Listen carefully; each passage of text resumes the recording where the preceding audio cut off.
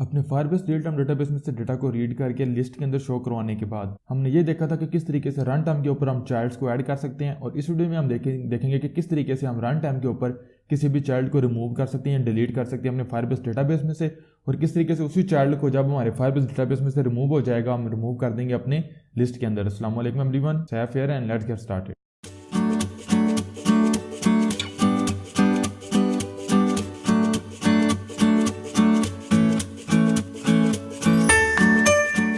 WhatsApp everyone, Saif here with another video on Firebase for Android development. और Firebase की इस video के अंदर हमने ये देखना है कि किस तरीके से हम जो लिस्ट डाउनलोड कर रहे हैं अपने फायरबेस डेटाबेस में से और उसको शो करवा रहे हैं अपने रिसाइकलर व्यू के अंदर, उसके अंदर से हम किसी भी चाइल्ड को रिमूव कर सकते हैं। दूसरी चीज़ हमने ये देखनी है कि अगर वो चाइल्ड हमारा रिमूव होगा डेटाबेस में से तो किस तरीके से उसी चाइल्ड को हम एट द सडन उसी टाइम के ऊपर अपनी लिस्ट के अंदर से रिमूव कर देंगे। तो अगर मैं अपने प्रोजेक्ट के ऊपर आऊँ तो मेरे पास लास्ट वीडियो वाला प्रोजेक्ट अगर मैं एक दफ़ा आपको रन करके दिखाऊँ तो आप देख सकते हैं यहाँ पे हमारे पास हमारी एप्लीकेशन रन हो रही है और हमारे पास जो डेटाबेस में ये वैल्यूज़ हैं वो यहाँ पे हमारी एप्लीकेशन के अंदर शो हो रही हैं। हम यहाँ पे कोई भी अगर वैल्यू एंटर करते हैं लाइक 7 और 23 रन कोड के ऊपर क्लिक करते हैं तो डेटा इंसर्टेड डेटाबेस में वो वैल्यू इंसर्ट भी हो जाती है और एट द सडन वो हमारे पास यहाँ पे लिस्ट के अंदर शो भी होना शुरू हो जाती है। इस वीडियो में हमने करना ये है कि हम बेसिकली ओवरराइड तो नहीं कह सकते, हम अटैच करेंगे अपने लॉन्ग क्लिक लिस्टनर को अपने किसी भी व्यू के साथ, और जैसे ही यूजर अभी तो ये है कि हम किसी भी आइटम के ऊपर क्लिक करते हैं तो हम नेक्स्ट एक्टिविटी के ऊपर उसकी डिटेल के ऊपर जाते हैं। इस वीडियो में हम देखेंगे कि किस तरीके से हम अपने किसी भी चाइल्ड को रिमूव कर सकते हैं। उसके लिए हम यही देखेंगे कि जैसे ही हमारा यूजर किसी भी व्यू के ऊपर लॉन्ग क्लिक करेगा तो वो बेसिकली वो वाला चाइल्ड रिमूव होगा डेटाबेस में से और वो फौरन रिमूव हो जाएगा हमारी इस लिस्ट के अंदर से। तो आऊँगा एंड्रॉइड स्टूडियो के ऊपर, सबसे जो पहला काम करना है मैं जाऊँगा अपने यूजर अडाप्टर के ऊपर और यहाँ पे बेसिकली जहाँ पे मैं अटैच कर रहा हूँ ऑन क्लिक लिसनर को, इसी के नीचे यहाँ पे मेरे पास आ जाएगा holder dot text view dot set on long click listener new long click listener. तो मेरे पास ये यहाँ पे इम्प्लीमेंट हो गया।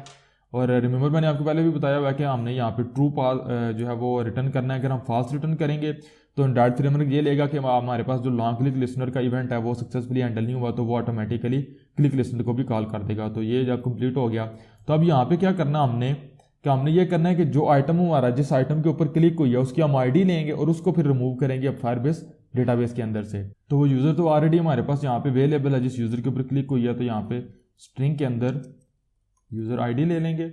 मैं इसको कह दूंगा user dot get you ID, तो उस यूजर की आईडी हमारे पास आ जाएगी।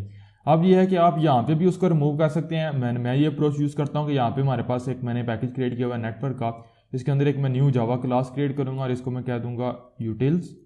तो गिट के अंदर मैं इसको ऐड कर लूंगा। तो यहाँ पे बेसिकली मैं क्या करूंगा, एक पब्लिक मेथड में जो क्रिएट कर लूंगा वो बेसिकली हमें एक टास्क बल्कि अभी फिल वक्त डिवाइड ही करते हैं इसको। तो इसको मैं कह दूंगा रिमूव यूजर, ये हमसे स्ट्रिंग में यूजर आईडी लेगा। अब सिंपली क्या करना हमने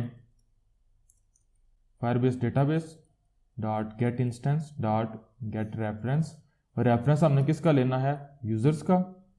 इसके बाद डॉट चाइल्ड, और चाइल्ड हमारे पास होगा यूजर आईडी, और डॉट आप रिमूव वैल्यू भी कॉल कर सकते हैं या आप कह सकते हैं सेट वैल्यू और इसको आप नल पास कर दें तो वो भी हमारे पास रिमूव हो जाएगा। और इसके बाद जो है आप इसके ऊपर कंप्लीशन लिसनर भी लगा सकते हैं। तो अदरवाइज मैं क्या करूँगा, मैं यहाँ पे एक लोकल वेरिएबल इंट्रोड्यूस करवा लूँगा टास्क के नाम से, और इसको बेसिकली मैं यहाँ पे रिटर्न कर दूंगा टास्क। तो मुझे चेंज करना पड़ेगी अपनी रिटर्न टाइप, तो मैं इंटेंशन एक्शन से वो चेंज कर लूँगा। तो ये हमारे पास मेथड ओवरराइड हो गया ऑलरेडी, ये सारा कोड हमने देखा हुआ है। मैं आऊँगा अगेन यूजर अडाप्टर के ऊपर, यहाँ पे मैं क्या करूँगा कि सिंपल मैं कॉल करूँगा, ये मेथड स्टैटिक होगा मेरे पास ताकि मैं इसको क्लास के साथ जो है वो कॉल कर सकूँ। अब जाना हमने यूजर अडाप्टर के ऊपर और यहाँ पे मैं क्या करूँगा, मैं सिंपल कॉल करूँगा यूटिल्स डॉट रिमूव यूज़र, और इसको मैंने यूज़र आईडी पास करनी है तो वो पास कर दूंगा। और ये चूँकि मुझे रिटर्न करेगा, आप देख सकते हैं बेसिकली लोकल वेरिएबल वो इंट्रोड्यूस करवा लूँगा।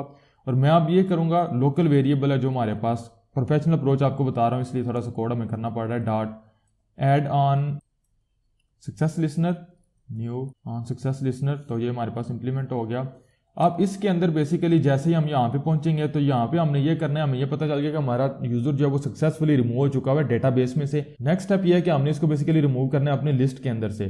तो हमने देखा था अगर मैं मेन एक्टिविटी के ऊपर आऊँ तो हमारे पास यहाँ पे आप देख सकते हैं हमारे पास चाइल्ड लिसनर हमारा इंप्लीमेंट है। तो जैसे ही हमारा चाइल्ड जिस तरीके से ऐड होता है तो हमारा ऑन चाइल्ड एडिट कॉल होता है, सेम वे जैसे चाइल्ड रिमूव होगा तो हमारा ऑन चाइल्ड रिमूव कॉल होगा यहाँ पे। तो यहाँ पे सिंपली मैं जो है वो एक टोस्ट शो करवा दूंगा।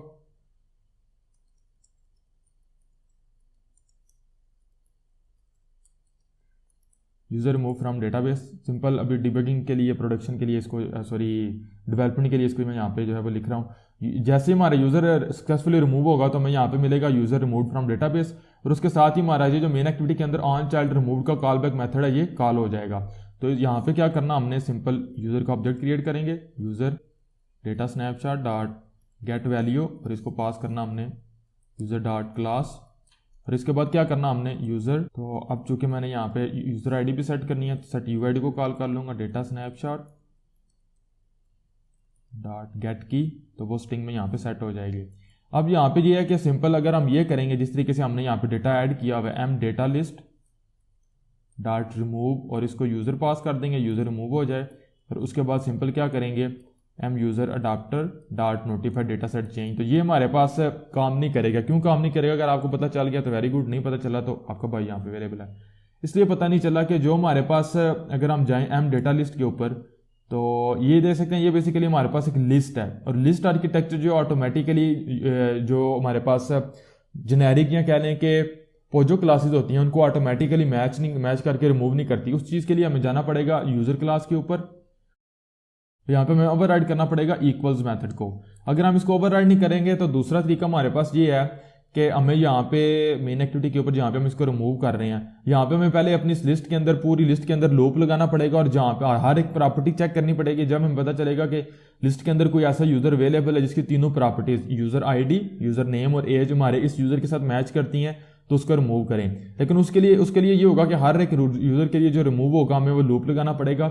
आई होप सो ये जावा के रिलेटेड कंसेप्ट है, पर आपको पता होगा, अगर नहीं पता तो मैं आपको यहाँ पे उसको समझा रहा हूँ। तो यहाँ पे हम सिंपल क्या करेंगे, सबसे पहले तो यहाँ पे जो है वो इक्वल्स के अंदर मुझे जो है वो ऑब्जेक्ट मिलेगा ऑटोमेटिकली। तो मैं क्या करूँगा, इफ स्टेटमेंट के अंदर चेक करूँगा, if OBJ instance of user, अगर उसका वो इंस्टेंस है तो फिर क्या होगा, मैं यूजर का एक ऑब्जेक्ट क्रिएट करूंगा, यूजर इक्वल टू ओबीजे, और इसको मुझे कास्ट भी करना पड़ेगा तो वो मैं यहाँ पे कर लूंगा।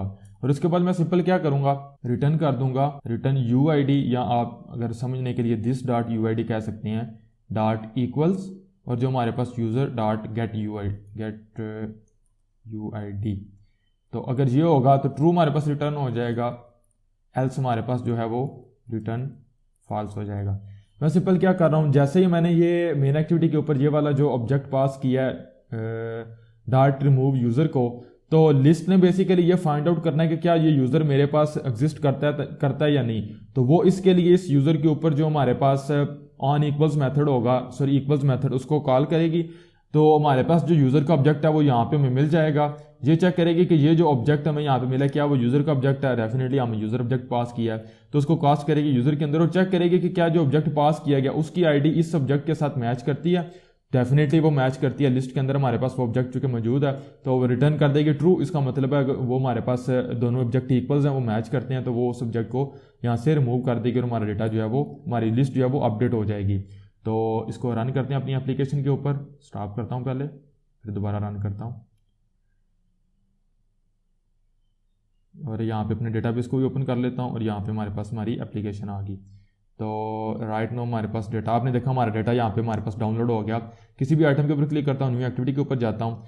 अब फॉर एग्जांपल मैं हमजा के ऊपर क्लिक एंड होल्ड करता हूँ, तो आपने देखा यहाँ से भी वो फौरन रिमूव हो गया, और यहाँ से भी वो फौरन हमारे पास रिमूव हो गया। अब आपने एक चीज़ यहाँ पे नोट की है कि जहाँ से डेटा बाद में रिमूव हुआ, अगर मैं इसके ऊपर क्लिक करूँ, यहाँ से वो पहले रिमूव हो गया। एक तो इंटरनेट कनेक्शन की वजह से भी आपको ऐसा, लेकिन एक और भी चीज़ है कि जो ऑफलाइन कैपेबिलिटीज़ हैं डेटाबेस की, उसकी वजह से भी ऐसा हो रहा है। लेकिन इसके ऊपर इस वीडियो में बात नहीं करेंगे, डिटेल के ऊपर एक सेपरेट वीडियो के अंदर जब हम बात करेंगे। तो यहाँ पे फॉर एग्जांपल अगेन कोई न्यू डेटा टाइप कर लेते हैं, या एक उमैर 25 रन कोड, तो वो आपने देखा यहाँ पे भी ऐड हो गया, यहाँ पे भी ऐड हो गया। अब मैं 7 को यहाँ से रिमूव करता हूँ अगर, तो आपने देखा यहाँ से भी 7 रिमूव, टोस्ट भी शो हो गया, और यहाँ से भी हमारे पास जो है वो डेटा रिमूव हो गया। तो आई होप सो गाइस आप लोगों को समझ आ चुकी होगी कि किस तरीके से हम जो फायरबेस में से चाइल्ड होता है उसको रन टाइम के ऊपर डिलीट कर सकते हैं। अब हमने इसको एक लिस्ट भी या रिसाइकलर भी के अंदर शो करवाया हुआ था। आप अपने प्रैक्टिकल सिनेरियो के ऊपर किसी जगह के ऊपर भी जो है इसको रिमूव कर सकते हैं। बहरहाल इंपॉर्टेंट चीज़ ये थी कि किस तरीके से आपने इसको यूज़र अडाप्टर यानी कि ऑफ द मेन एक्टिविटीज़ को जो है वो रिमूव करना है, और उसके बाद ऑटोमेटिकली कॉल बैक हमारे पास मेथड कॉल होगा और वहाँ से हम किस तरीके से इसको लिस्ट के अंदर से रिमूव कर सकते हैं। तो इसी के साथ ही जो फायरबेस रियल टाइम डेटाबेस था उसके साथ हमारा काम कंप्लीट हो चुका हुआ है। काफ़ी ज़्यादा जो कंसेप्ट थे वो मैंने बता दिए हुए थे। दो चीज़ें हमारे पास रह गई हैं, किस तरीके से डेटा को सॉर्ट करना है और किस तरीके से डेटा को फिल्टर करना है, या जनरली कह लें कि किस तरीके से SQL की क्यूरीज जो होती हैं वेयर क्लास वगैरह की सिलेक्शन की क्यूरीज वो लगानी है। वो दो वीडियोस हम देखेंगे, उसके बाद स्ट्रेट फॉरवर्ड हम मूव कर देंगे फायरबेस स्टोरेज के ऊपर। तो थैंक्स फॉर वॉचिंग। अगर आपको वीडियो पसंद हुई तो प्लीज़ लाइक कीजिएगा and see you guys in the next video. अल्लाह हाफिज़।